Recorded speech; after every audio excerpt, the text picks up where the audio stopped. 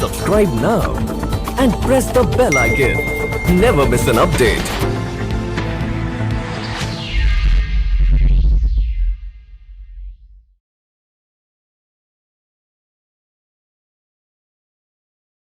Thank you for asking me to share a couple of my thoughts.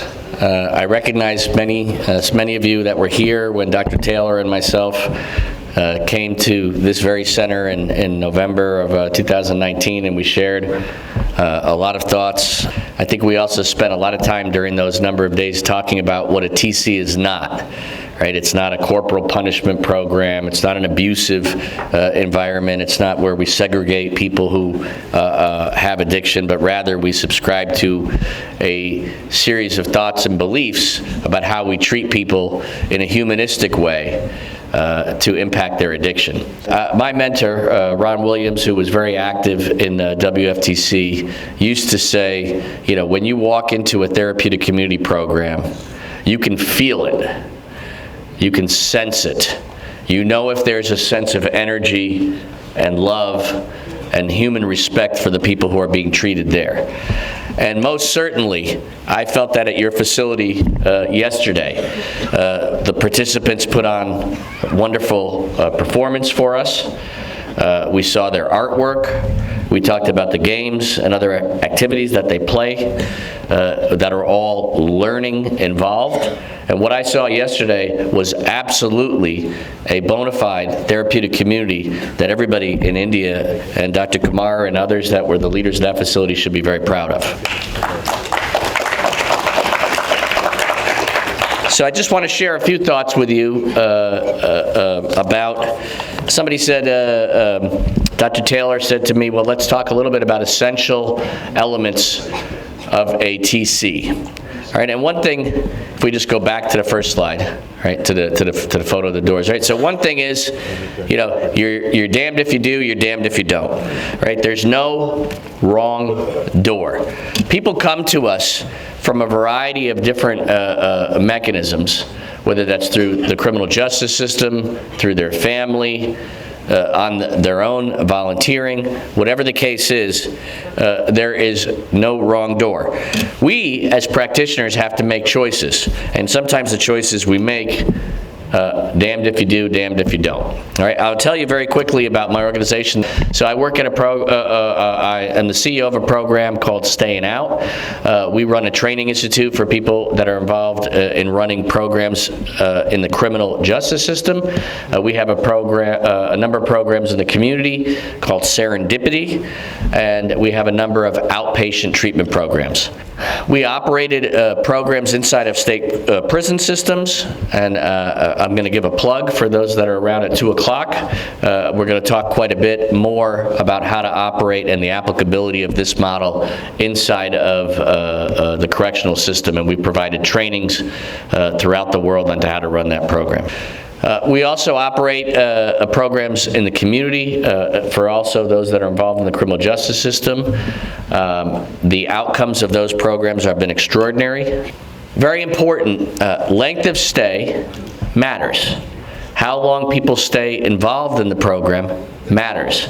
We run most of our programs on 12-month treatment cycles, both first residential and then afterward in outpatient. I was heartened to hear yesterday that even though it was a relatively shortened length of program, I think average stay of 3 months, that there were options for folks to say 6 months or even longer. We work very closely in my program with people that represent the justice system, whether that's a probation officer, parole officer, or more.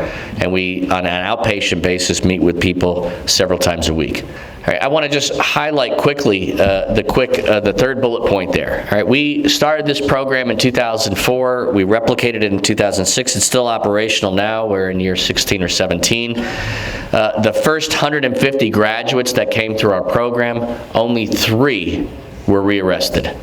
So I think in yesterday's program, somebody told me there were 3,150 people who had gone through that criminal justice program operated by SPYM, and only, I think it was 3, had escaped or absconded from the program. All right, so success is when people do well, want to be there, want to stay in recovery, stay abstinent, don't come back.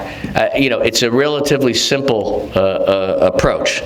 So I think it's important when we know that treatment works, that treatment on a TC perspective works, treatment that's recovery-oriented works, treatment in a certain amount of time works, and we ought to not do it any different way, and we ought to not let any other folks tell us how to run our centers. All right, so a couple of essential elements that I believe in. Number one is the utilization of role models. All right, so we have to have credible role models for the program. Understand that if you're working in a center, which I think everybody here is working in some capacity in a center, whether you like it or not, whether you want to be or not, you are a role model for the participants that are in your program. You don't have to have been through the program to be a role model. Participants look at you, mirror you, know what you're doing, knowing what you're not doing, and they need those types of role models.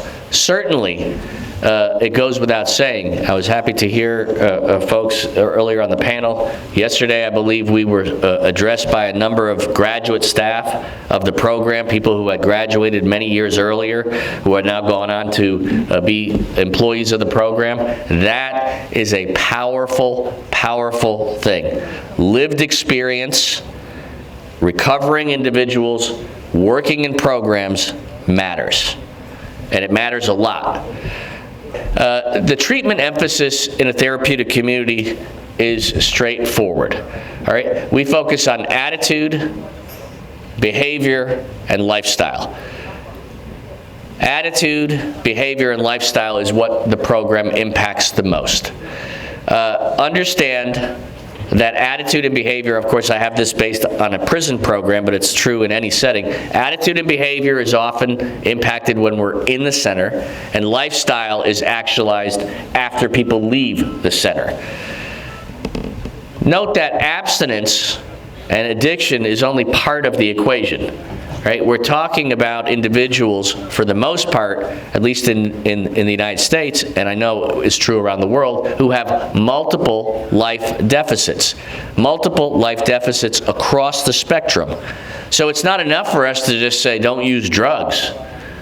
Drugs is often not the problem, right? I think we know that. So we have to impact everyone's attitude, behavior, and lifestyle, and we have to understand that all of the activities that we're doing in a TC program should be related to that. I was thrilled that Garth talked about standards and accreditation as an essential element. It really, really is. All right, so when somebody said, what's an essential element? An essential element is a shared belief. So what are our beliefs about how we run treatment programs for people that are addicted? You could call it an element. I prefer the word belief, but you have to have standards. You have to have minimum standards in terms of how people operate programs. What are the do's? What are the don'ts? What is the transparency in the manual? How do we operate? How do we codify everything that we do on a day in and day out basis? This should be written. It should be shared. It should be referenced. The standards and accreditation are very important. WFTC it can play a role in that, most certainly. The WFTC Code of Ethics, among other documents that have been produced over the decades of experience, are very, very important. And they often teach us how to operate programs, what are the minimum standards, what are the elements. I know that Garth talked about the MEEK model, which talks about essential elements, and that has, I think you said, 78 different components of what a therapeutic community program should be. Those are important. We should review those, look at those. We should have training and shared training in terms of how those elements are integrated. All right, we should understand that in the TC model, the primary approach is that the community, the group, is the healer of the individual. Not us as individual practitioners, not as doctors or therapists or counselors or psychiatrists, but rather the group.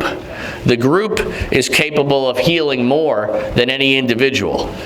In order to impact that, the group has to be made aware of what problems exist within the community. That empowers people to then be in a position to help. This is a core fundamental value of a TC program. That's why there are groups, that's why there are personal disclosure, that's why there's feedback from other participants, and we integrate behavioral training and tools. I think Martin referred to that as learning experiences. That could be referred to as sanctions. That could be referred to as progressive responsibility. But there has to be an integration of behavioral-oriented tools in order for learning to exist and learning to occur. And essential to a TC program, and I don't want this to be misconstrued, is work. People participate not in abusive work, not in work that's not necessary, but in work that helps the community function. Yesterday we were told that the participants helped to cook the meal. The participants helped to clean the facility and set up for the arrival of the WFTC delegation. Those are all essential things that show pride and quality in the community. And work assignments and learning of personal responsibility is part of any TC program, to the point that that work is relevant. If we do irrelevant work, I think, was it Martin, you just said that cutting grass with a hand clipper. Okay, so that's not relevant work and not something that we would sanction in our programs. But relevant work. In my facilities, people do laundry. They clean. They're in charge of television programs. They're in charge of cooking. They're in charge of answering the telephone, making photocopies, dealing with things related to the office. So they do different things that are part of the existence of the center. All right, what are some important community activities? All right, I mean, these are three. There's 40 of them, I'm sure, or more. But when you're looking and you're just starting a beginning TC program, which I know many of the programs in India are starting or are just integrating the TC model, what we said when we were here in 2019 is we did a demonstration on the morning meeting. I was thrilled to hear that that video is up. We discovered that recently, and it had lots of views. That's great. Morning meetings are an essential part of any TC program. Shared meals and shared nourishment in that regard is a very important part, and shared work assignments is also a critical part of any TC program. I just mentioned the word peer feedback. In any TC program impacting addiction, you always have the use of peer feedback. All right, peer feedback occurs in many different ways. In group settings, we do formal peer feedback, where participants may be asked to give opinions or feedback on other participants. We also have informal feedback that occurs about job assignments and different things that impact community life. And peer feedback should be continuously occurring. Peer feedback is almost certainly an essential element. And if you're a counselor or you're working at one of these centers and you're giving feedback directly to participants, you ought to ask yourself, should you be doing that, or should you be encouraging other participants to do that? And you want to constantly be building that sense of community amongst the individuals that live in those centers. All right, so we have a phased treatment. I can't say enough that phases don't always have to go in order.